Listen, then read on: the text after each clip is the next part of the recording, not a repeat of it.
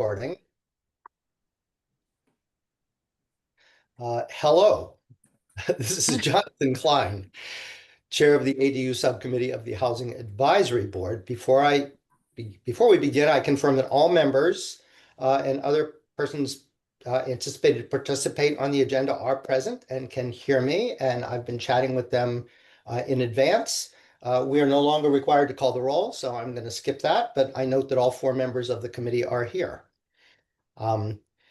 I would ask all speakers to identify themselves by name prior to speaking.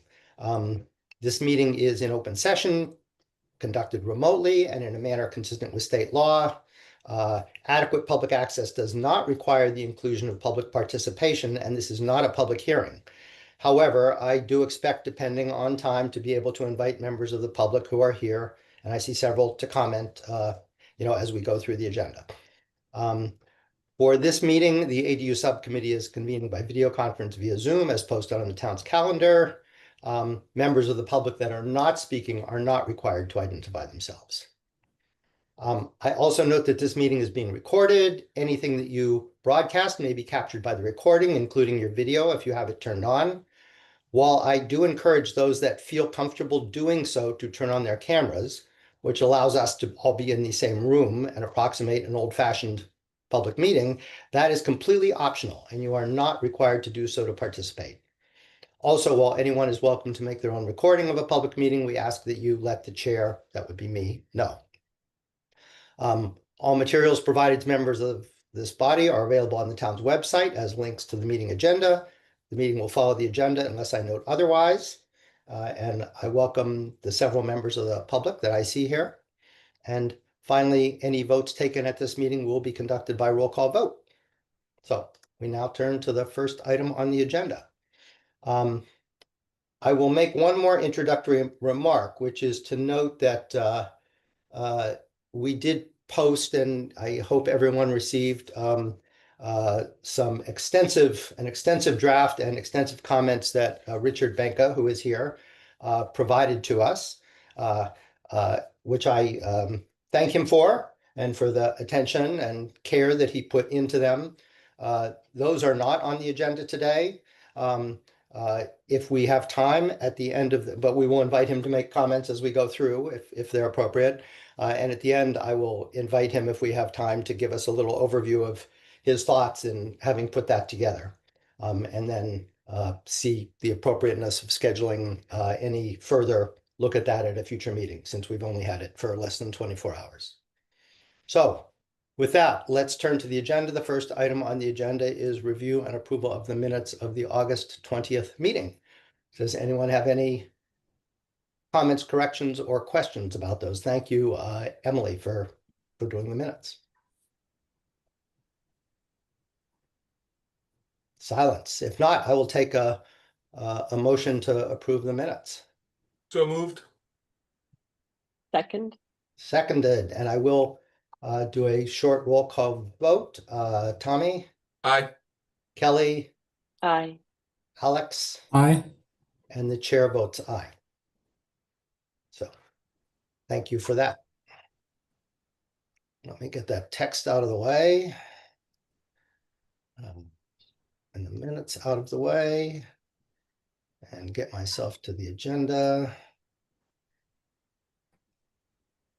So I think where we are in the agenda is going through the staff draft of the proposed amendment to the bylaw, which includes, I think, some clarifications of things that we raised in our last meeting and that are noted in the minutes, as well as some open items that we had left open to discuss. I think the most challenging of those is the setback and height discussion, as well as following up on the maximum size discussion that we had earlier. I would suggest that maybe the best way to do that is to simply go through the draft that is the revised draft that's been provided to us by staff, that's been highlighted in yellow for the recent changes, and asking the staff to comment as we go through it in order both on the clarifications that they've added based on our last meeting, and then as we come to the issues for discussion, we can stop and discuss those. Does that make sense? Mm-hmm. Yes. Okay. So with that, I will turn it over to the staff, to Emily and or Maria, and whoever would like to start us off, and maybe you'll post the draft for us. Yeah, I can share my screen. Okay. Put it over here. Thank Can you you. all see that? Is that big enough? Yes. Okay, It is for me. How about everybody else? Mm-hmm. Good? good. Yep. All right. Okay. Great. So as Jonathan mentioned, the yellow highlight are recent staff proposed edits, and the purple text is things that were changed in the last meeting. So I'm just gonna scroll until I find something, and I did not point out green, but that is the size discussion. Do we want to start that now, Jonathan, or go to that after getting through the draft? Why don't we put that off to after going through the draft, even though I said we'd work our way through it.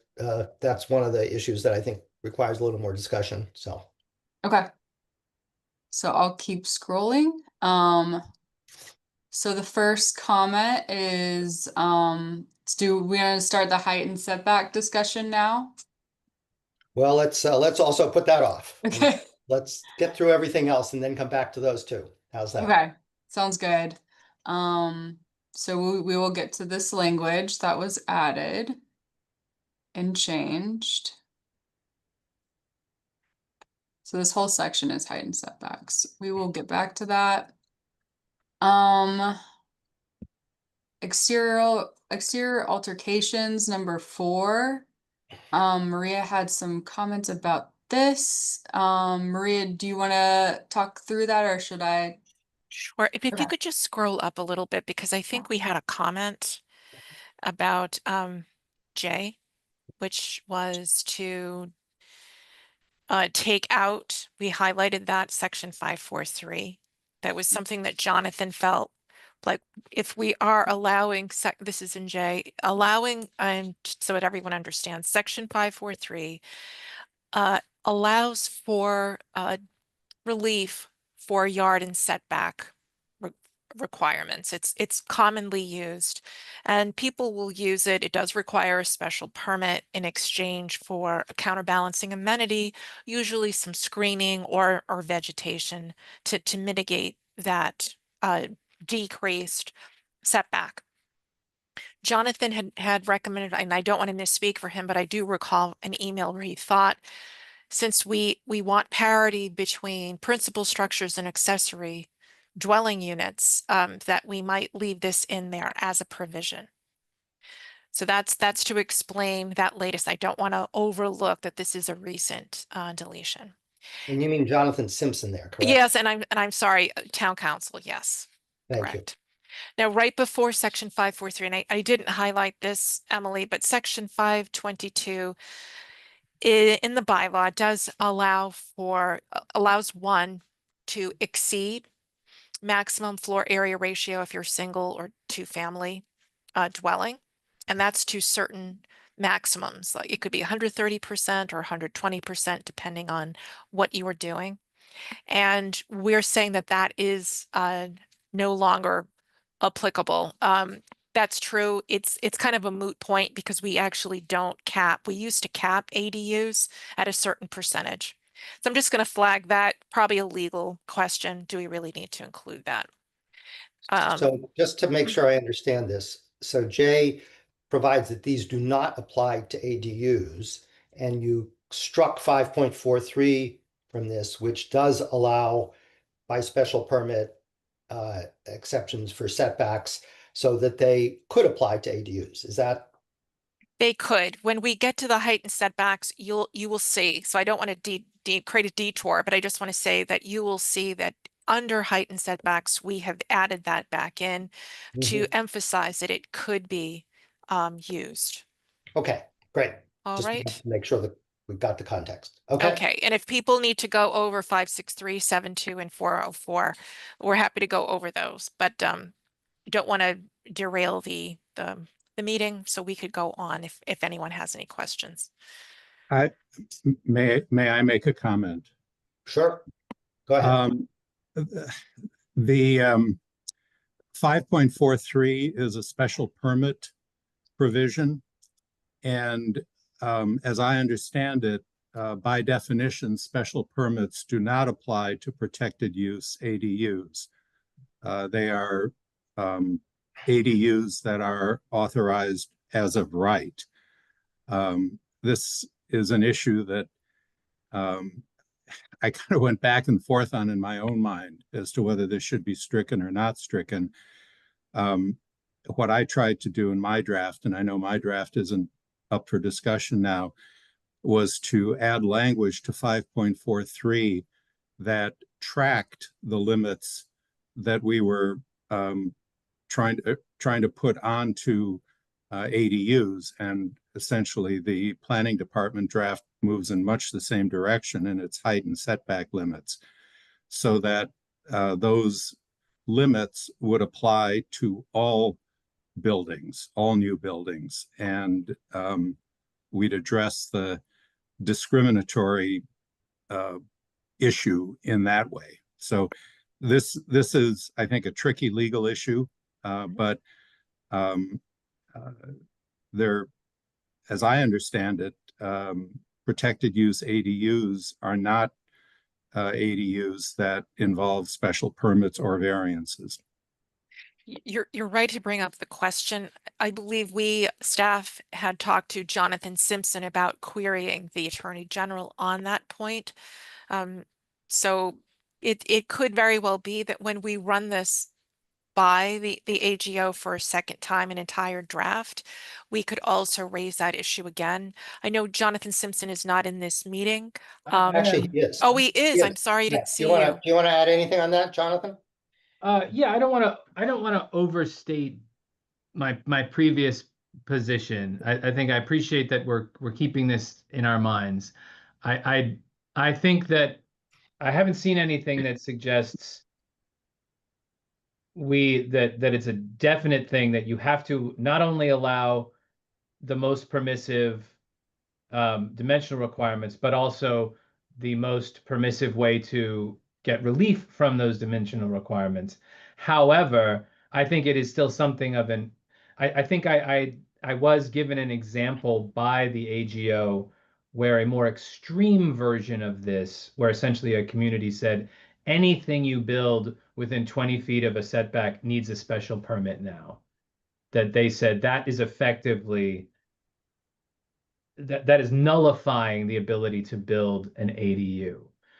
I think to Dick's point, though, that the far more common situation in Brookline would be that I think we're dealing with much more a situation where the setbacks are much tighter. We already allow accessory structures fairly close to the property line as it is. Whether we allow them or don't allow them to use a special permit, I think they could. There's no prohibition on using it, but I don't think it's. I am less concerned about it really getting us into a legal predicament if we don't extend them the same ability to seek relief. I think we're probably, for our discussions at this point, we should focus on what do we want to allow as of right. Okay. Again, to Dick's point. Yeah. And then, I but I agree. am happy to bring this question, continue to bring this question to the AGO if and when I speak to them, and as Maria already mentioned, my hope continues to be, I think staff's hope continues to be that we put together a proposal to vet with the AGO, and this could be one of the questions that I bring to them. That sounds great. That's I think a great way of dealing with it. And Emily, maybe we could just skip over exterior alterations too, and maybe circle back after we talk about height and setback. Okay.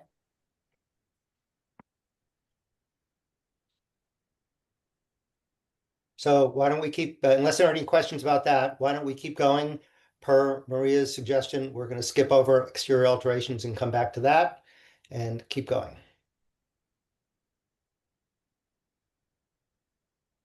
Emily, I think you're muted. Sorry about that. We have parking. I think that was added last meeting. So no parking shall be required for protected use ADUs. Just wanted to make sure we have consensus on that still. Yeah. Okay. I think we had an explicit discussion on that issue. Right. Looked at the map, saw that there were very, very limited places where it would apply. And I even think, maybe even took a vote, but I think there was a consensus to not require off-street parking at all. Okay. You, um, sorry to interrupt again. You've lost the requirement that existing setback requirements will apply to all parking. Oh, this one. Yeah, on 5. That Is that intent? sentence? What do you all But think? if there's no parking required, I don't think you would need to reference it as parking. Okay. But I think what Dick is saying is that if they do provide it, even though they're not Yeah. required, then we should have the 5-foot separation to. Wouldn't, but you Which one? don't, I mean, that strike through doesn't exist in the bylaw. There's no evidence that we're precluding it. I think you just look to wherever we normally. Okay, that require. makes Oh, sense. We okay. don't have to repeat what exists elsewhere. Good Okay. point. So the existing, so just to clarify for myself and everyone, whatever the existing setback requirements are for parking in the bylaw will apply to any new parking that would be added Yes. Yeah. in connection with an ADU. And moreover, I think to something that's especially germane to this discussion, I've had a number of situations come up over the past couple weeks where someone is trying to do an ADU plus something else. And in this case, if someone wanted to do an ADU and also add a parking space, that parking space would not enjoy the same by right permissiveness that the protected use ADU enjoyed. Right. That's right. Okay. All right, thank you. And I keep moving. So number 7 talks about egress. Allowable means of egress shall be consistent with the state building code. So that was added. Does that look okay to people? I think it's just making sure that there's compliance to the code in this. Seems straightforward. Dick's hand is up again. Go ahead. I'm sorry. Are people concerned? I agree that it should not be limited to 2 stories in height because you can have a protected use ADU on the 3rd floor of an existing building, for example. This also does delete the nor be visible from a public way. And, I'm wondering what that I think was not stricken by the Attorney General.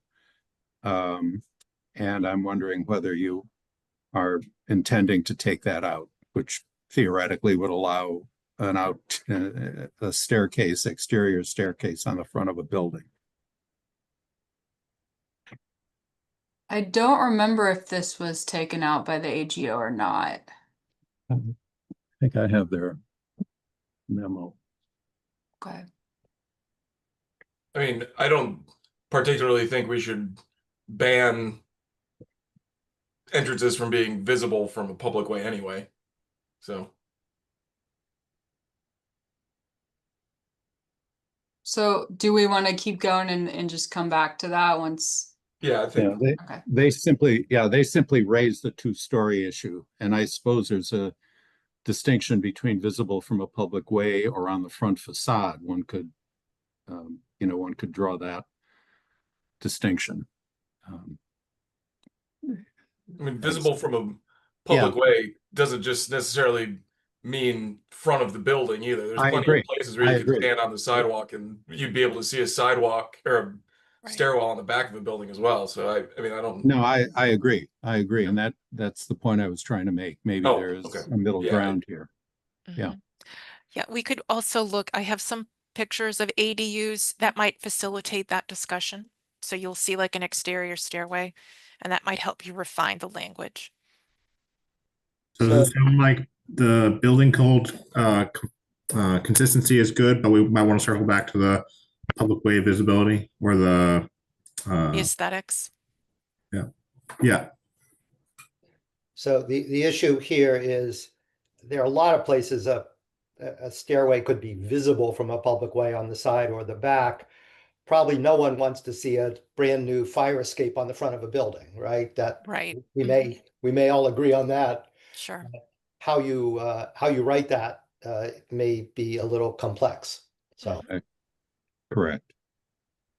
Okay, so we need to circle back to that after looking at some of the examples on that Maria was suggesting. So I noted that here. Well, yeah. okay, Sorry, we'll come back to it. I'll make a note. you're gonna run out of colors pretty soon, but keep going. Especially hard for colorblind people like me, but it's okay. Oh, sorry. No. It's all good. As Keep long going. as it's not red or green, right? Right. It is red. That is red. I can tell, but it's hard, anyhow. Keep going. Okay, so we noted that we would circle back to the cooperative addition in number 9. Right now it says no protected use ADU shall be held in separate ownership from the principal structure / dwelling unit. At no time shall an ADU or the building of which it is a part be deeded as a cooperative condominium unit.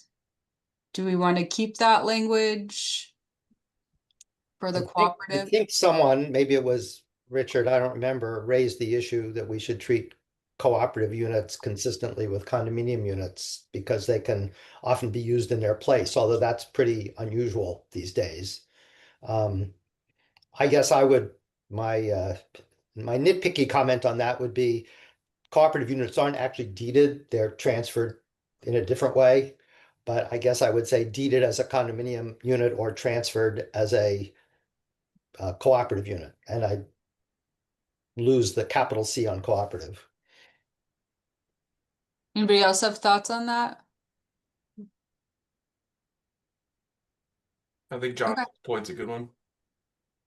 Okay. So, or transferred to a co-op.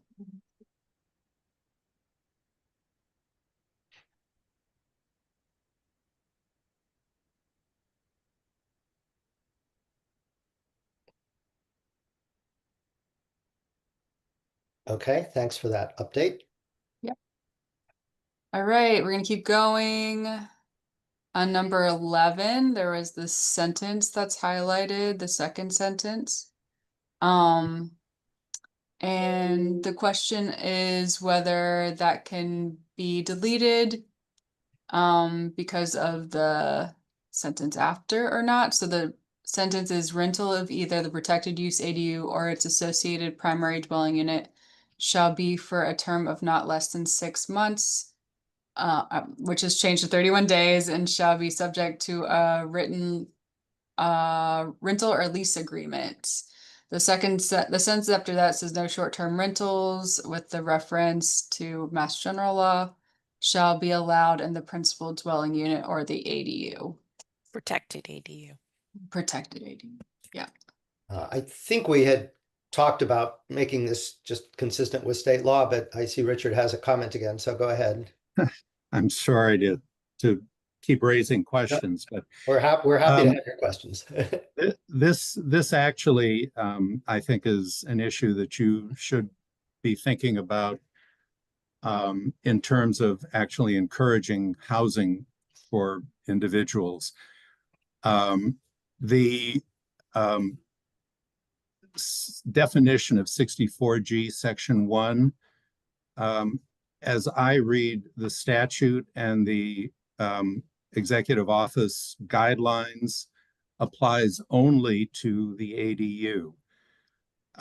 It does not apply to the principal dwelling unit. And what I've tried to do in my draft is, first of all, to maintain the written rental or lease agreement, apply the 31-day definition to the ADU, to the protected use ADU, but retain the 6-month, the not less than 6-month provision for the principal dwelling unit, which I think will, help to maintain buildings as housing for individuals as opposed to rental units for people visiting the Boston area. And I would urge you to consider that. I don't think we have to go as far as this goes in applying the 31-day period to the principal dwelling unit. I think we can retain the 6-month period for that. So I guess kind of tangential to that. I thought we were going to use the 27 days, right? Because otherwise you run into this problem with February and months that only have 30 days, where all of a sudden your potential month-long leases start bleeding over more and more, and you wind up with, well, it starts on the 15th and ends on the 16th of the next month eventually. So I don't think it should even be 31 days. Isn't Right? it? Yeah. State law uses 27. That's an issue that may have to be worked into this, given the 27 days in our short-term rental 5.11. But my point here is I that think that's why last time, I think that's why we discussed just making reference to the Massachusetts general law instead of using okay. I look, a set yeah, but day. I just I urge, think I Dick urge is, you to. I'm Yeah, sorry. I I think just- Dick is raising a different issue, which is a policy issue, which I think is an interesting policy issue of, although the ADU rental is restricted by state law, the principal dwelling unit, Yeah. as you read it, I don't know if Jonathan has a thought on that, is not covered by the state regulation or the AG provision, and we could have the flexibility as a policy issue if we wanted to discourage or prohibit monthly rentals of the principal dwelling, as we do now, right? Is that correct? Well, now we use, the short-term rental applies to 27 days or less. Now, this 6-month period was in our original bylaw, I believe. And so that was a vote of town meeting initially. But that was flagged.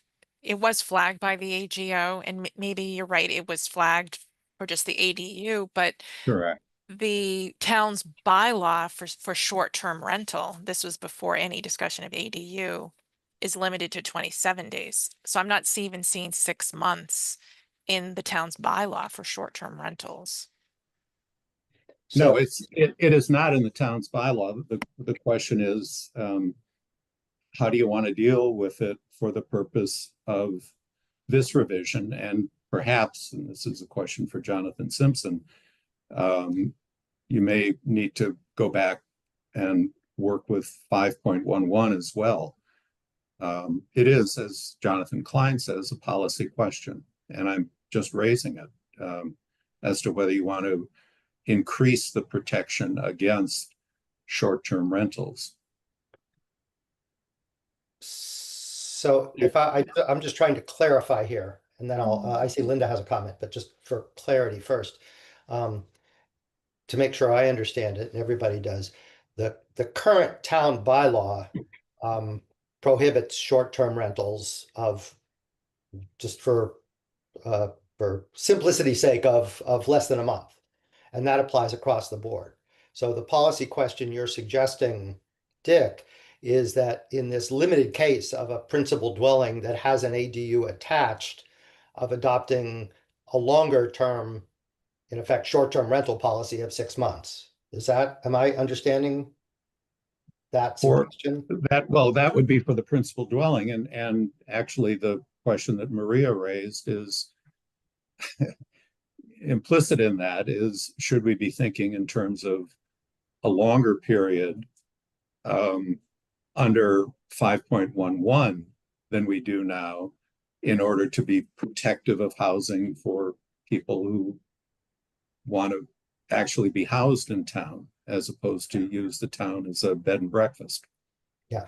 I'm going to recognize Alex as a member of the committee, and then Linda.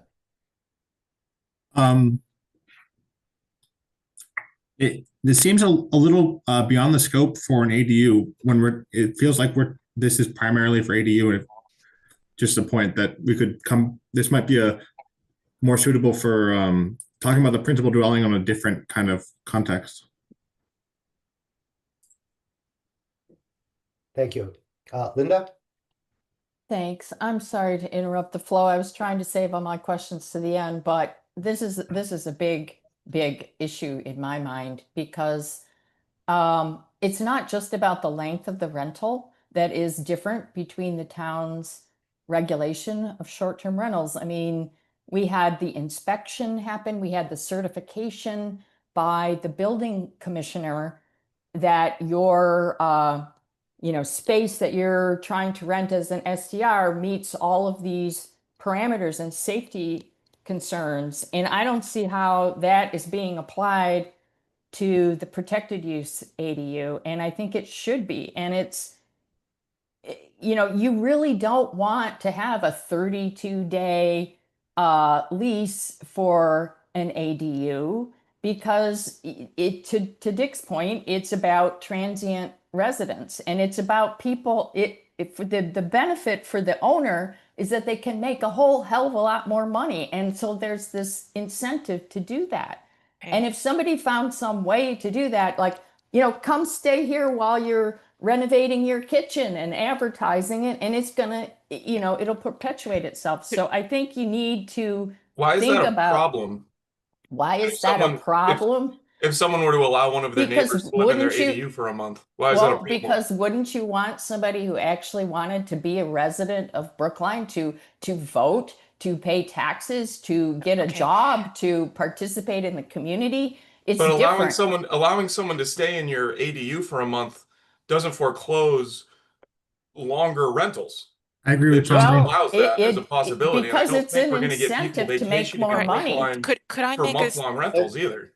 Okay, let's try and hold off on the back and forth. Maria, do you have a Yeah, comment? sorry. Yes, I think what I would recommend is restoring that sentence and keeping it to the 31.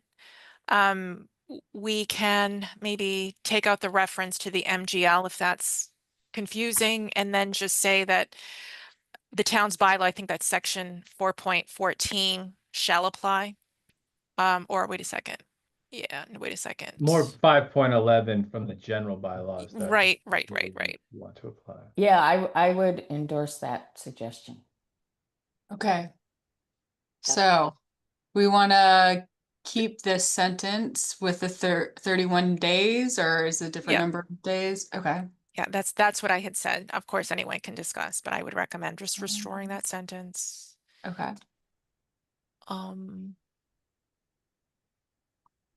Take this back.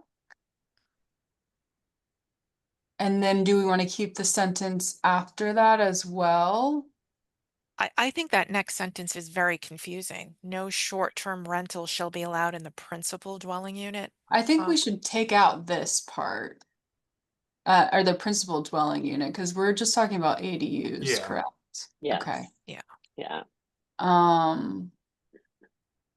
And then does it make sense now, or does it need more altercation? Jonathan Simpson, are we referencing the correct statute? You're referencing the proper definition of short-term rentals. Yes. Okay. Is that different than the sentence before it being 31 days? Well, that definition in the statute doesn't have a reference to the number of days. Okay. Yeah, I think would we change talked reference about it by- last time. It's actually not in the minutes, but we talked about how it was 27 days in Correct. whichever section in the state law does reference it, which I Okay. do think that makes sense to use the 27 days. I agree. But I'm sorry, but it's not just the number of days, it's how the town regulates short-term Right. rentals, Linda, which is no short-term rentals would be allowed in the protected use ADU. Yeah. So it's just done. It's not allowed. I would reference the section in the Brookline bylaw, and so then people know where to look for what the regulations are on short-term rentals in Brookline. It's different than the state. I think it's accomplished here, like Maria said. I think Kelly has a comment. I just have a question and comment on consistency. So in the definitions section, which is what 2.19, it already says that short-term rentals basically are excluded, or sorry, ADUs are excluded from short-term rentals. So I just want to make sure that as we're making changes, we go back and we ensure we're consistent. Is that the definitions in this document or somewhere else? No, sorry, the definitions, I believe, in the zoning bylaw. Okay. I can Okay. put the link here Right. So in the Jonathan, E-code. to maybe marry what Kelly's saying and what Linda is saying, should we be referencing our own bylaw rather than a statute when it comes to defining short-term rentals? I have nothing shall prohibit the rental other than the short So term. to my recollection, when we talked about this at the last meeting, and I'm having a hard time finding it exactly in the minutes, and I don't have the transcript in front of me. I thought we had to use the state's definition of short-term rental in the ADU bylaw. That is my recollection of our last meeting, which is why we said, well, let's reference the state's definition. I And think now we're just kind of going back and saying, well, let's not do that. I mean, I thought we had kind of settled on we have to do it, so let's use the state's definition. That was my recollection. I don't know if anyone recalls That's- differently or if anyone has the actual Right. transcript. That's what we're trying Okay. to, I think guess. I think Tommy is right, because I think we're kind of looking at this section backwards. Is that we don't allow short-term rentals in ADUs, period. Right. But this section is intended to make sure that prohibition, which is what the town meeting wanted, fits within the state regulatory scheme. Right. So what we're Right. trying to do is we're trying to carve around the edges to make sure it fits neatly with what the state is trying to do. We're not trying to allow ADUs to have short-term rentals, which I think is where Linda's concern is coming. It's like, well, you're not including the requirements when we allow ADU short-term rentals, but we're not allowing them at all. We're just trying to make sure our prohibition can stand up and is a reasonable regulation, which Yep. is why, as Tommy points out, we're trying to make sure we match the state's definition of the short-term rental. And I'm just, all I'm saying is, where does the state define it? I don't think it's defined under This- 54G. the I mean, that's state- where we have that, the 64G section 1 is the definition of what a short-term rental is. But, right. But it's- I where think does the state say 31? Where in the statute does it The state? statute, Maria, 64G, section 1, I believe, has the 31-day period in it. Okay, I was And- looking at that. I just didn't see that, but Yeah. Well, let me. you're probably looking at we can something more pull it up. accurate. No, The- I may be wrong. So but the that was- definition that Kelly just referred us to in our bylaw defines a short-term rental as a whole or portion of a dwelling unit, not more than 27 consecutive days. And Correct. then it says, in accordance with, it refers to chapter 64G. So it looks like it's attempting to be consistent. I have not looked at this carefully or thoroughly, so I'm just a little bit lost. Okay. In the conflict. I see the 31. It's under occupancy, not short term, but it is in 64G section 1. But Okay. maybe we can just go back to town council. Our own town To- website uses 27 days. Just Right. We know that. We're just going to go back to town council to see what is the best reference here yeah. in I- section Maria? 11. I think we're Maria, close to. Sorry, go ahead. Emily, Yep. before you move this, I note here that where the yellow is, you've taken out principal dwelling unit, which is correct. As you go down to the section that we started discussing, I think principal dwelling unit should come out there as well in what was in blue. If you head Okay. down. Oh, Rental of the protected use ADU. There we are. sh- Yeah, Yep. okay. should that also come out then in the first sentence if we're removing all Yeah, references? No, the first sentence pertains to rental. We do Oh, want. correct. Okay. Okay. Yeah, we have right. to allow rentals. And the 27 days is inconsistent with the 64G section 1. Correct. Mhm. So I would put in the 31 days there. It's not in, Because that- I'm looking at 64G section 1. It's not in 30, there's no 31 days. It's Let me- under occupancy, I think. I, It just- I, Yeah, go ahead. I'm sorry, Maria. No, you're right. It's very confusing because if you look under 64G, and this is why I'm questioning it, if you look at the very last definition, short-term rental, an owner occupied, tenant occupied, or non-owner occupied property, including but not limited to an apartment house, cottage, condo, or furnished accommodation that is not a hotel, motel, lodging house, or bed and breakfast establishment, where at least one room or unit is rented to an occupant or suboccupant, and two, all accommodations are reserved in advance, provided, however, that a private owner-occupied property shall be considered a single unit if leased or rented as such. If you go up in that same section,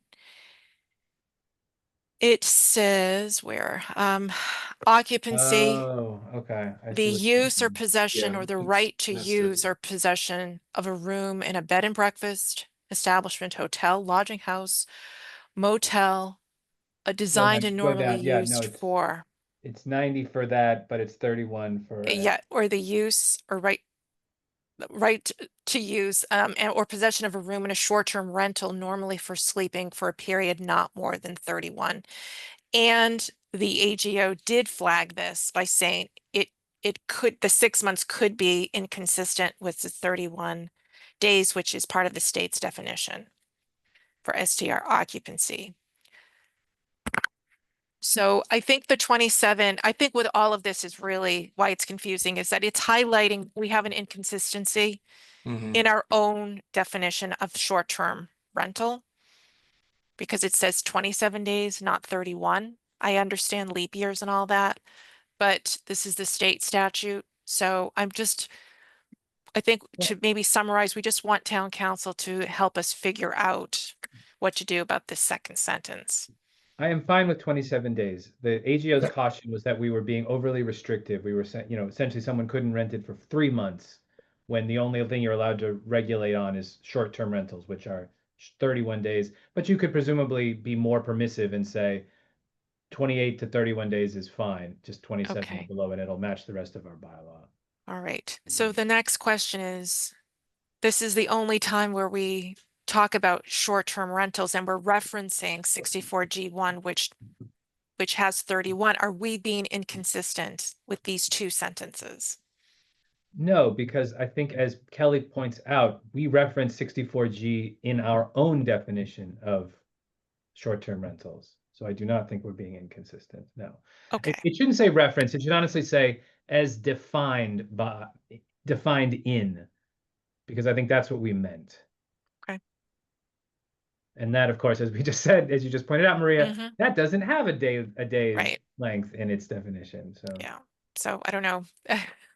Okay, I'm not sure if we're set with this or if we just want sort of one more check by town council to make sure that this is consistent with climate law and state law and that we're and the AG's opinion. So Honestly, we're going to send this draft to the AGO. They're going to see the 27 days. They're going to see the short-term rentals citing the statute. We're probably going to get advice then. So I think we can let it go for now. let's keep moving because we have a lot I want to get to. All right. Thank you. Thank you, everyone, for elucidating all of the challenges there. Very, very technical questions at that section. So the last thing that was added was number 4. Accessory dwelling units lawfully in existence prior to February 2nd, 2025 shall not be subject to the requirements of the protected use ADUs. I think that's We're getting this from the AGO's decision. Just right. I think that came up in our last meeting and was flagged as something to be addressed. yes. Okay. With that, I think we have several issues that we have held, and I think the most important and interesting that we should focus on now is the question of height and setbacks, because I think that relates to one other issue that we came across. I know that the staff has done some work in providing us with some sketches, and I know that Maria has a short presentation, including a few slides to help us out with that. So I'd like to get to that question and be able to work discuss that carefully. Okay, I'm going to go to a chart that summarizes, and then we can go to the language so that we're not toggling between too many screens. Okay. All right, and I'm going to bring up 2 screens, but first I'm going to go to what the concept is. Okay, and I did this in a chart form with Emily so that we could just really make it clear. All right, this concept is like kind of a sliding scale. The closer you are to side and rear setbacks, the shorter the building, whether it's attached or detached. And as you get closer to the principal structure, you're allowed to step up in height. And those step ups would be, just to keep this simple, we're going to talk about house scale buildings, which have a height of, say, 35 feet. And also, this is, if we have like a single family or 2 family in a multifamily, the parameters in our bylaw are very similar to what you might see in a single family or a S7 or T5. So we're not going to make this complicated by talking about L districts and G districts. What the statute basically says is that you cannot treat an ADU more restrictively than you're treating, say, your principal or your accessory structure. So for reference, accessory structures have a maximum height of 15 feet and have side and rear setbacks. The separation has to be a minimum of 6 feet, with a 6-foot separation between that accessory structure and the principal structure. Okay. So now what we're going, if we can just look at where I've done all this color, sticking to just the S and T districts, your side yard setbacks are pretty much going to be 7.5 feet for S7, T5, and T6 if it's a side, and it's going to be 30 feet if it's going to be a rear yard. For those larger lots, if you have S7, 15, 25, the side yard setbacks go from 10, 15, 20, and 40. This is just the side setbacks. The corresponding rear setbacks for those larger parcels are in those zoning districts would be 30, 40, 50, and 50. Okay, so the concept here is for the 15-foot ADU, it's going to match the accessory structure dimensions exactly for side and rear and for height. So that's pretty easy. And aside for Harvard Street's just a little bit different, but we're not going to worry about that. As you get closer to the principal structure, let's say the midpoint, we're suggesting, and this is one option, of having a height of 22 feet. And so what would that side yard be? Well, we're saying half of what is required for the principal structure, or at least what is required for the accessory structure.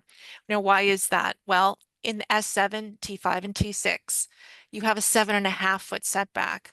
Half of that would be really small. It would be much less than would be allowed minimally for the accessory structure. That's why we have that defaults to 6 feet. But half of, say, 15 feet would be 7.5. Half of a 20-foot setback in your S25 would be 10, and so on. Okay. We're also applying this half is required to the rear yard setback. So we have some significant setbacks that range from 30 to 50, half what is required for the principal. And then if you're outside of these setbacks, you can have the full height. So if you comply, basically, if you comply with the setbacks for the principal, then you can have the full height. I'm just going to show you option 2, and I'll get into why. Instead of having 15 feet, just a thought, maybe think about 22 feet. And then instead of 22 feet, as you get to the midpoint, maybe 28 feet. Now, what I'm going to do is just, because I don't have a 3D model, I just have these really flat 2-dimensional sketches. I want to give you some examples of, these aren't necessarily existing, these are kind of plans. So people sell plans for pre-designed ADUs. This gives you an idea of when we're talking about a 15-foot height. Granted, there's no context, you don't see any other homes or a principal structure, but we're just keeping it clean. This is like a 9-foot ceiling. So when you have a small unit, 9-foot ceilings are really a good idea. To the ridge, which is the highest point there, this is represented as 15 feet. Okay. This happens to be a 450 square foot footprint. You can do this in many configurations. This just happens to be a longer rectangle. Here's an example of a comparable footprint in terms of like overall size, but it's very much a square. It's kind of like 22 by 22. Happens to be over a garage. This is a consideration because there are a fair number of detached garages. I'm looking at Toxteth Perry, which is about 60 acres, 300 parcels, and about a third of those parcels have detached garages. Okay. All right. This is an example of a 24-foot to the ridge, accommodating the 9-foot ceiling, which is actually not a bad idea for garages. We see a lot of 9-foot tall detached garages. And I'll talk a little bit about pitch and how pitch affects height and why you might want flexibility. Here's an example of a 17-foot. Can I interrupt you for a second and Yeah. just have to go back to that? Yeah. This may not be worth discussion, but that's a staircase, an outside staircase. Yes, yes. That's visible from, probably from the front yard, from the street. And we should, think about that when we get back to the stairway discussion. Yes, and I'm glad you said this because as you can see, if you're putting it over, say, an existing garage, it might be hard to put that stairwell inside. And so it is outside. And granted, we can all assume that this is facing the front, the street, the primary street. Yeah. Another subtlety, this is not head on, this is just an angled perspective, but I'm estimating that side yard setback is about 5 feet to that fence, and that fence is probably maybe 7 feet tall. Okay, so going to this, if you want me to make this larger, I can, but if you're looking at this, this happens to be a 17-foot height with a 7-on-12 roof pitch, still a simple gable. And this is a 900 square foot footprint. So giving you an idea of what 24 feet, 30 by 37.5 feet really allows for the 3-bedroom. The others were studios.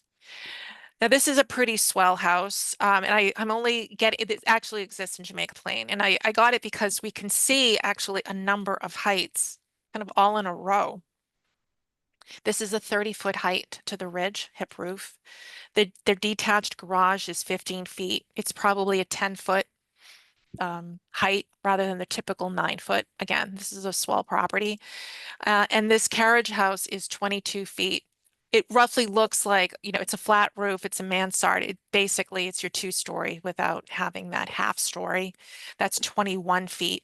And these are the corresponding footprints. This is about 875 square feet. The living area minus the garage is 1,500. And this is, a 24 by 24, basically here. All right. I want to mention something just so you can keep it in your mind when we're talking about height and if this matters to you. And I'm only bringing this up because there is a section in the bylaw related to roof pitch and matching and so forth. So if this isn't too complicated, if the homeowner desires a pitched roof, they don't have to have one, but if they desire one and it's the same roof type as the principal structure, they may want to match the roof pitch. It's not always a good idea to do that, and I'll get into why. But if they want to match the roof pitch, like you see here in this house, it depends on the width. Let's just keep it simple. It's 1 story. The wider the base, the taller the height. So you can see the angle. We've overlapped them. They all have that same angle, same roof pitch. But if you have a wider base going from 20, 23, 30, that roof height is going to change. And I only say this because I know there's a lot of traditional architecture in Brookline. And this might be a desire to have something that is outside of the setback, look a little bit more like the principal structure. Having a very firm 15-foot height might preclude that. You might have some really funky, I'm just saying you could lower something. I don't know if I could do that here, but it just might look a little weird if you had to lower the slope, the pitch to accommodate the maximum height, and it can look it can look a little awkward. Okay, so you don't always want to match roof pitch height, and that's why I would consider revisiting that section when we talk about exterior appearances. If you could look at this little section here, if you have a wing, and an ADU could be a wing, this is the same roof type. This is just one guideline. This is just one book where it says, hey, it's a good idea to really lower that slope. So it doesn't, you don't have something that looks overpowering like you do on the left. The left, you're matching the roof pitch. Is this necessarily a good idea? You have this really horsey side wing, okay? And sometimes you do want to set the same pitch. Okay, that's enough of that. I don't want to get into design too much, but I just want you to have something in the back of your mind so you know what these, when you're talking about dimensions, what are the unintended consequences? The other thing to consider, I've spent a lot of time in my hand-drawn sketch on S7 and T5 and T6 because these are areas where we have lot sizes that range. Let's say the median is like around 5,000 to 7,000 square feet. The platting tends to be somewhat regular where it's 100 feet deep. You have detached garages and they tend to be, I'm actually going to just make this a tiny bit bigger.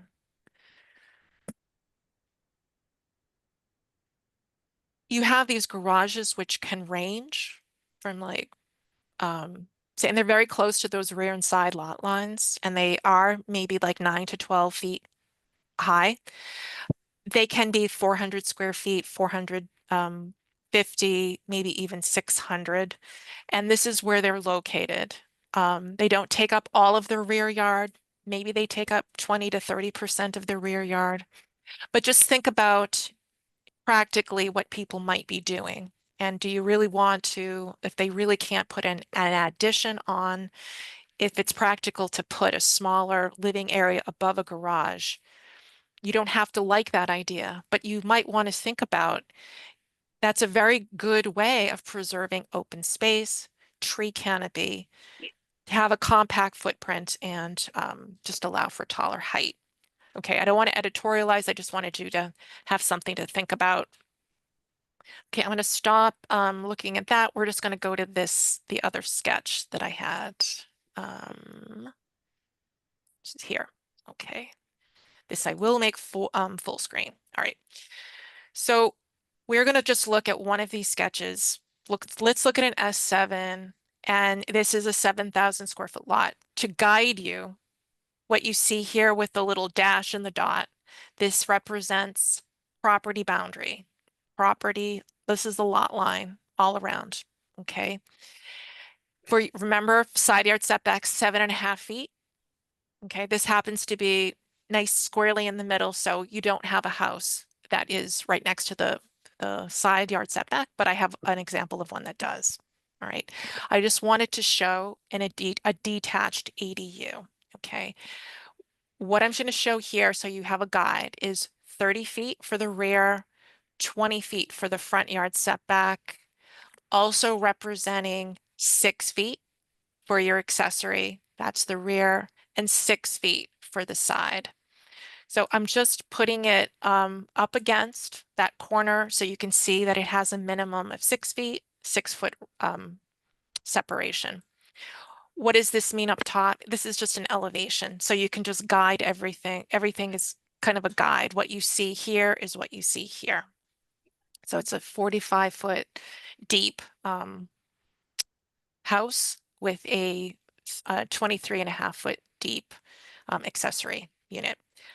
To get to the idea of height, this is how height is shown. 15 feet comes to about here. 22 feet comes to about the cornice line here, if you wanted to think about option 2. This is just showing a smaller lot that's compressed just as deep because this is a really common platting in Brookline. Sometimes what you'll see is you'll see the footprint of the house really close to the side yard setback of 7.5 feet. This represents about 1.5 feet of difference between the side yard setback and the accessory structure. Okay, just a different configuration. This happened, and the reason why I'm showing it so small, this is 375 square feet. because I was reading Dick's explanation and he thought it was a good idea to apply that component of 572, which says no more than 25% of the required rear yard shall be taken up by the accessory structure. So this could mean something very small. I wanted to honor that in the sketch just to see what that looked like. Okay, 375 feet is pretty tiny, maybe even for a detached garage. All right. I also wanted to show what happens when you have an intersection. These are 4 abutting rear yards. What if you have these accessory structures very close to that accessory structure, setback line, and then you have attached ADUs in the abutting lots, okay? So this concept here, remember 30 feet is the rear yard setback for at least 4 zoning districts in Brookline.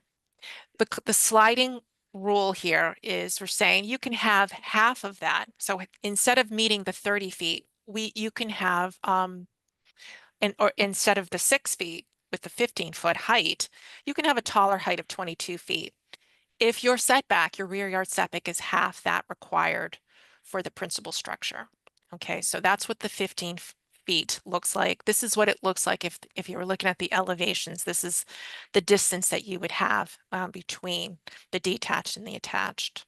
Okay, this is what it looks like if you're looking overhead in an aerial view. Okay, because that side yard setback is 7.5 feet.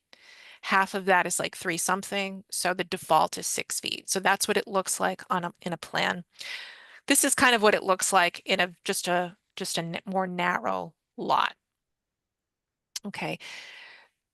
So far, I know that's a lot to absorb, and this is not a 3D model, but this gives you an idea of what setbacks will look like if you're looking at an aerial view, and if you were looking at, say, a cross section. So any thoughts here on maybe what I can explain better? So let's thank you, Maria. That's really, really excellent. Why don't we start out by asking clarifying questions before we get into thoughts? Does anyone have any clarifying questions to help understand this? And there is no dumb question here, just to be really clear. So just going to look at, I see Linda, your hand, but I'm just going to look at members of the committee first. Any clarifying questions? Linda, go ahead. Yeah, I've been wondering this for a while. Are there any limits on the number of accessory structures? Like, what's to stop the person who has the ADU in their backyard from putting up another separate garage or multiple separate garages or tool sheds or whatever? There is no limit to the number of accessory structures as of today that anyone can put in their rear yard, which is why I brought up the policy question for you to consider, maybe not being so restrictive with the height. So if people have a very restrictive height for the ADU, they can't put it over their garage, they might put it, have 2 structures. Yeah, it's not really necessarily a strong prevention, but it's an out for someone in a situation. So I see what you're saying. So what happens to a house that wants to expand that has an exterior ADU? How is the ADU counted in the total amount of FAR for that lot? Yeah. So I believe the AGO has said that we cannot, that's why we took that out, any I know, but it's reference. the reverse. It's the reverse situation that I'm asking about. I'm asking about how does the existence of the protected use ADU impact the calculations for the principal dwelling unit for both open space and maximum FAR? Right. You would ignore it. So you would not be calculating open space for the principal structure. And I just want to say, Jonathan Simpson, I think that's a good question because I've entertained that question myself. But if you're looking at FAR for the principal structure, do you have to exclude that attached ADU's floor area altogether? Yeah, I think we have to think long and hard about that, especially for the smaller lots. So I guess my overarching big question for this whole presentation that you've given, Maria, is why are we from the beginning anticipating cutting all of these setbacks in half, even for the smaller lot zones? Why do we have to do that for the side yard, for the rear? Yep. Because I think that's a good place to start. So remember, the statute says you have to go with the more permissive. The So regs say that. not the regs say that, not the statute. So let's just talk about a house scale district where the maximum height allowed for the principal is 35 feet. And the maximum height for an accessory structure is 15 feet. What is more permissive? Well, the 35 feet. Right. Regarding the setbacks, the accessory structure has the more permissive sides and rear setbacks versus the principal structure. So Right. you could have a 35-foot tall ADU 6 feet away from the Right. side and rear. We're introducing this concept because we want to test it with the AGO and say, listen, it's overwhelming to have something that tall, but what if we could just offer that permissiveness, but not all at once, not all in one place, and just have it be scaled back. So you can have, say, the maximum height when you're outside of the setbacks, but how about this midpoint where we say we just have something that mediates? So this might look like it's deviating greatly from what town meeting had adopted, but confronted with what the regs say, we really want to have something that is not so overwhelming. 6 feet away. Yeah, well, I agree that the regs, literally applied would be a disaster. So, yeah, I appreciate trying to mitigate that. But I think in your pictures that you showed, one thing everyone needs to think about is it's not going to be necessarily a bunch of trees right over the lot line. You have to imagine that somebody's already built something in that space and what that's going to be like, and this is going to be lived in. And this example that you're showing where really what could be happening is that ADU could be in the corner on both lots facing each other. They're 12 feet away. And that was the whole point about the windows and all of that. But those are my burning questions Great. in Thank a you, Linda. nutshell. Thank you. Thank you. Other questions, clarifying questions about this? Are there other comments? Dick. Me again.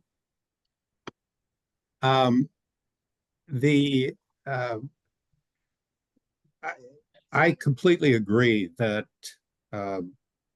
trying to deal with the AG's or with the EOHLC's regulations and interpretation is the challenge that we have in order to get something that is reasonable and works in the town and will be acceptable. The question obviously is whether the AGO will accept what the approach that you've taken here, which doesn't necessarily comply with what EOHLC has said. And when we get to it at some point, I've taken a somewhat different approach that may well comply with the language, or at least is intended to. The question that I have, or taking your language, the concern that I would have is the use of 22 feet, half of the existing distance from the side yard lot line, or 6 feet from the side yard lot line. In the circumstance where you've lost the 1.5 story definition Right. that you originally had, that you came up with, which I thought was terrific, and which town meeting passed, because the 22 feet could now be a sheer flat top, flat roofed box, 6 feet or 7.5 feet from the neighbor's property. And this doesn't really deal with that. The drawings that you've shown show 22 feet as having a roof, a sloping roof. It doesn't show the box. Right. And it was actually interesting when you showed the picture of the carriage house in JP, if you could pop that up. Sure. The flat Um, back. Yep, exactly. Yeah, I I know. mean, I'm not saying it was. You see, Yeah. you see what they did to their neighbors. Right. They've got Yeah. a sloping roof with dormers in the front, and they put a sheer 21-foot high wall Yep. facing the neighboring property. I agree. So And I that's understand. Yeah. and that's why I have concern. I mean, I really do appreciate and like the approach that you've tried to take, the general approach, but I would be very concerned about that 22-foot height being allowed 6 feet or 7.5 feet from neighboring properties, particularly in our Sure. most crowded districts and our smallest lots. So let me just say one thing about that. You know, in T5NH, which is the two-family district that flanks North Harvard Street, what is stipulated there is that you can have a flat roof 2 stories and under. We don't want to see the community did not want to see a flat roof higher than on the third. So that's why we have the 2.5-story limit. Okay, so you could have a two-story flat roof addition. It could have a deck. And you saw the difference between a 7.5-foot setback and a 6-foot. It's about 1.5 feet, which is meaningful. I'm not discounting that. But we already allow that in a T5NH and where we have form-based zoning light. I do hear what you're saying, and I think things can be done incrementally. And one thought, I'm not promising anything, but we're starting to look at T5NH, excuse me, Toxteth, Perry, folks there, at least a lot are really thinking about maybe form-based zoning and the +1, or maybe not the +1, maybe the ADU is the third unit. But they are thinking about form-based zoning, very early stages. We don't know how much we can apply to an ADU in those districts. It's just something worth considering. If we're going to talk about form-based zoning in that district, and talking about the principal structure, it could very well, we might be able to do something with 2-story ADUs, because folks there are going to be talking about wings and what do those wing additions look like? What are the parameters? So I don't want you to feel like this is the only time you can really talk about ADUs. There's going to be more and more form-based zoning, I think, just because people will need objective standards. And I think the AGO's thinking around this all has to evolve as well. So there's only we can only be so protective.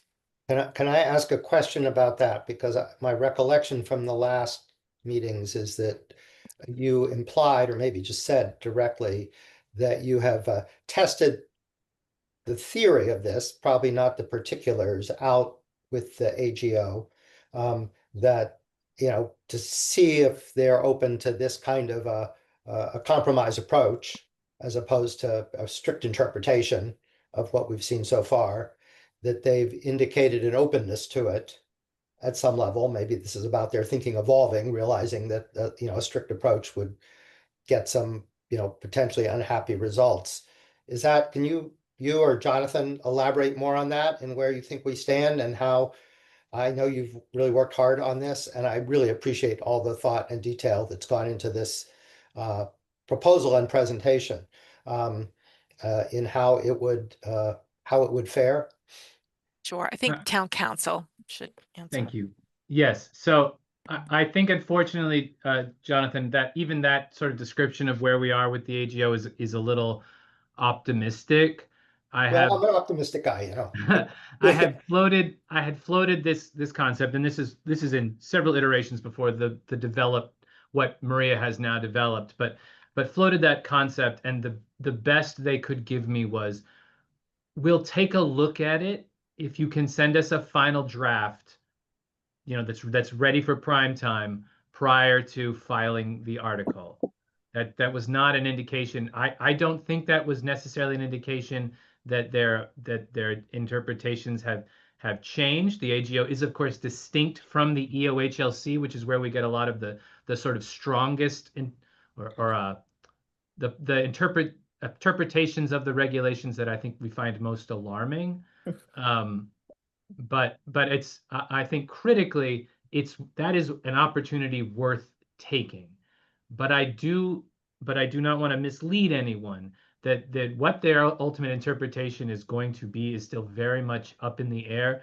And I think it is reasonable. For example, we're not there yet, but at a future meeting, I think one thing I would emphasize is that Dick's one of the in my opinion the core of Dick's proposal is a less optimistic interpretation of what we're ultimately going to end up with, which is that if they really do keep this this interpretation that would seem to allow a 22 or higher foot wall 6 feet from the property line, and rule out the approach that Maria is proposing, what are there other avenues that we can take that we think could address that concern? Circling back to my original point, the biggest thing I'm hoping to do is get us, if we can get a proposal together to send to the AGO with enough time to let them look at it and tell us what they think. Because I would hate to foreclose an opportunity for something because we're overly pessimistic. So I'm going to note that it's 10 minutes before our closing time, which we're going to honor. So I want to start thinking about wrap up and what we can accomplish in the next 10 minutes. I think that it's clear to me where we had left this. I thought at the last meeting was, let's keep going with the idea that maybe we can get enough done to get this onto the fall agenda with a lot of special exceptions from the select board and potentially others. That seems to me, given the complexity of the discussion today, as I will just say, either extremely unlikely or impossible. People can choose their own word for that. So that is not, I no longer have any ambition for that. If anybody disagrees with that assessment, say so now. Tommy, I noticed you had your hand up before. Do you want to comment on that or something else? It was something else, just something I thought we could dispose of quickly that I think was still on our to-do list for today. Okay.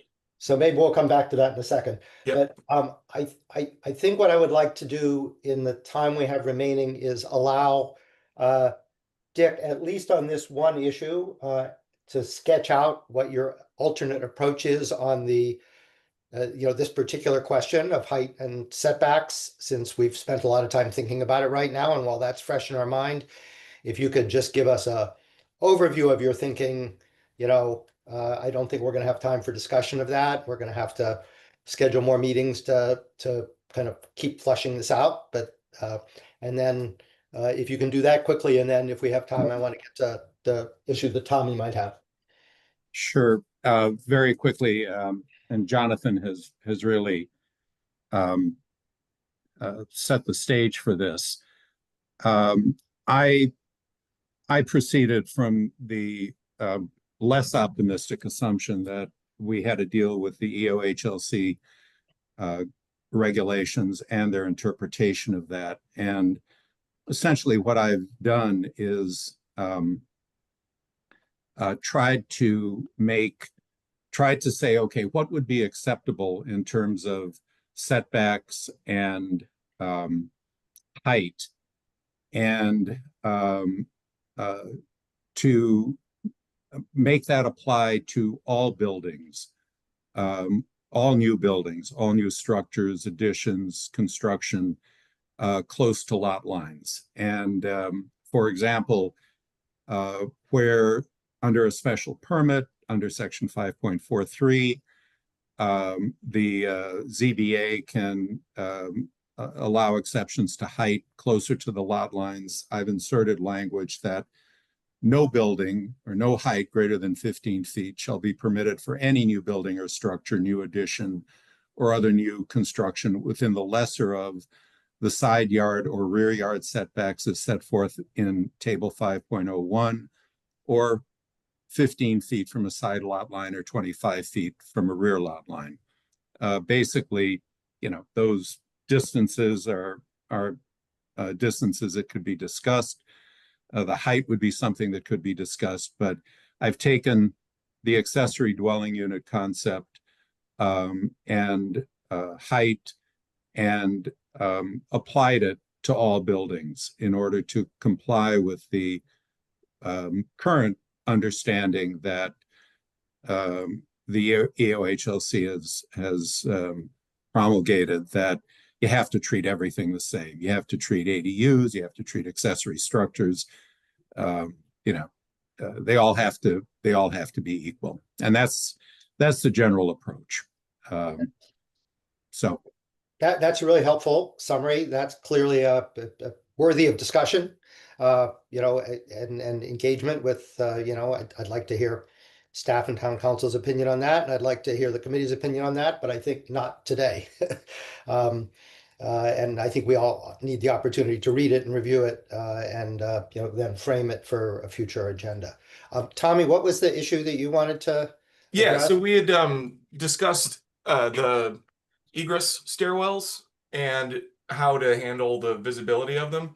My thought when we were going through that at the beginning of the meeting was to just link it to, front, side, backyard. Obviously, now we all know for sure that we have clear definitions about front yard, side yard, backyard in our zoning codes. So I think linking it more to where it terminates, if we don't want it in the front yard, would probably be better than saying it can't be visible, because it could be visible in any yard. So that was my quick thought on that. Yeah. Okay, good, thank you. I think we should use the time. Well, are there any other comments or questions? I want to schedule. I want to do scheduling before we end up, and then I want to be able to terminate on time. Are there any other questions or final thoughts that anybody wants to offer? Okay.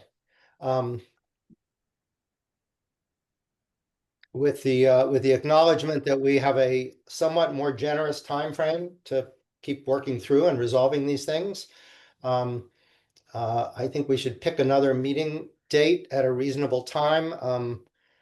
I am going to be out of the country for the next 2 full weeks, and then we're coming into a very busy town season, but I think it's important that we keep meeting regularly.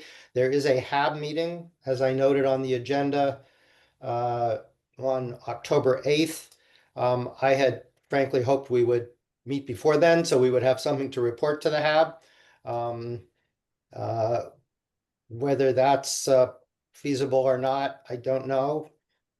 So I'm looking at the week perhaps of October 6th through 10th. If we did it at this time, unfortunately at this time I have a conflict. So if that Wednesday would not work, but I remember we had some various conflicts that others had, but I'm curious if on Tuesday or Thursday or Friday, that would work for committee members and others of that week. The only day that wouldn't work for me that week is Friday, because Fridays generally aren't good because of the kids with school. Yeah, I don't think people like meetings on Fridays anyhow. So how about Tuesday or Thursday of that week, the 7th, which would be before the HAB meeting, or the 9th, which would be after it? I'm not sure that that's crucial one way or another, given where we're at right now. Right now, I could do either of those days. Same. There's At this time, because this seems to have been a successful time for us. Yep. Yep. Good time for me. Would anyone, I don't want to rock the boat, but does anyone have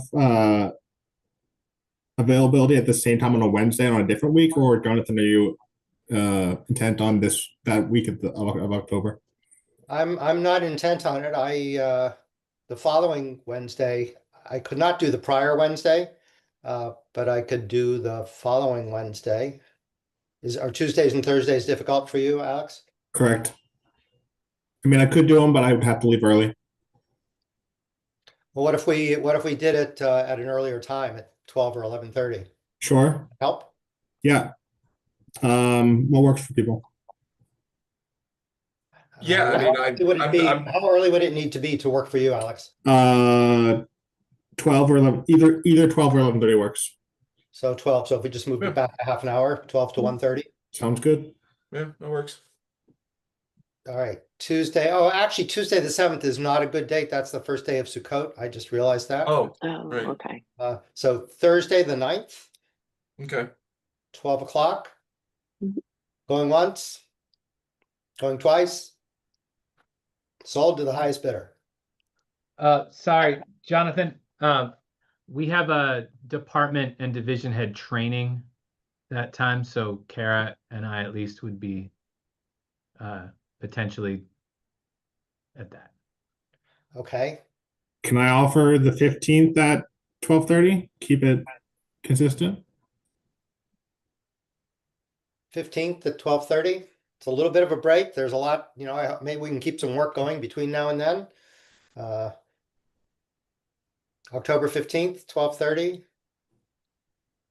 It works, but yeah, it is. I was almost at like the sold and I got interrupted right before I was about to make the sale. But all right, we're on the 15th. That happens to be Simchas Torah, which is okay with me, unless anybody else objects to a meeting on Simchas Torah. I do not. So 15th, 12:30. Going once, going twice. Sold. Okay. It's 2 o'clock. Thank you all for a fruitful discussion, for all your work. We'll work with staff to help plan an agenda and try and get these issues focused so we can make progress at the next meeting. And I appreciate everyone's attention and help. Thank you. Thank you. Thank you. Thanks, everybody.